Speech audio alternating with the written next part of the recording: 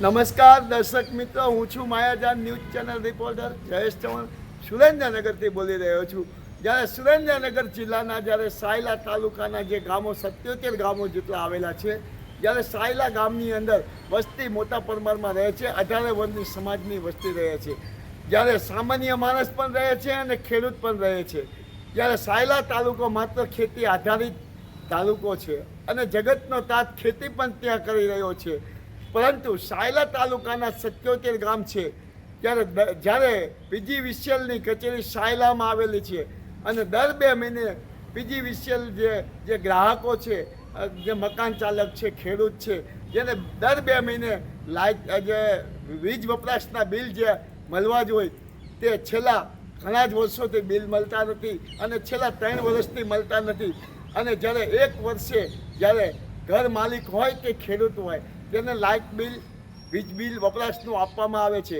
ત્યારે સુરેન્દ્રનગર જિલ્લાના સાયલાના PGVCL company દ્વારા જ્યારે મકાન માલિક પાસેથી અને ખેડૂત પાસેથી જ્યારે મોટી ઉઘાડી લૂંટ કરવામાં આવી રહી છે, આના કારણે સુરેન્દ્રનગર જિલ્લાના સાયલા તાલુકાના 77 ગામના જ્યારે મકાન ચાલકો અને ખેડૂતો જ્યારે પીજીવીસીએલ દ્વારા જ્યારે ઉઘાડી લૂંટ ચલાવી રહ્યા છે. અને જ્યારે ખરેખર સાયલા તાલુકાના 77 ગામના પ્રજાજનોની અને ખેડૂતોની એવી માંગ ઉઠવા પામી છે કે રેગ્યુલર 2 મહિને અમને ઘર વપરાશનું બિલ મળવું જોઈએ અને ખેડૂતોની પણ એવી માંગ ઉઠવા પામી છે કે અમને દર 2 મહિને વીજળીનું વપરાશનું બિલ મળવું જોઈએ.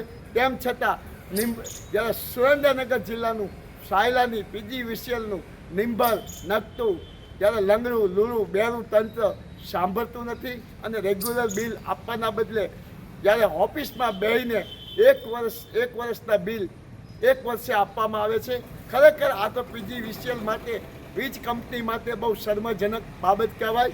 જ્યારે પીજીવીસીએલ આવી રીતે સાયલા તાલુકાના 77 ગામમાં જ્યારે મકાન ચાલકો પાસેથી અને ખેડૂતો પાસેથી લાખો રૂપિયાની ઉઘાડી લૂંટ ચલાવી રહ્યા છે અને જ્યારે લોકોને અને ખેડૂતોને લૂંટી રહ્યા છે.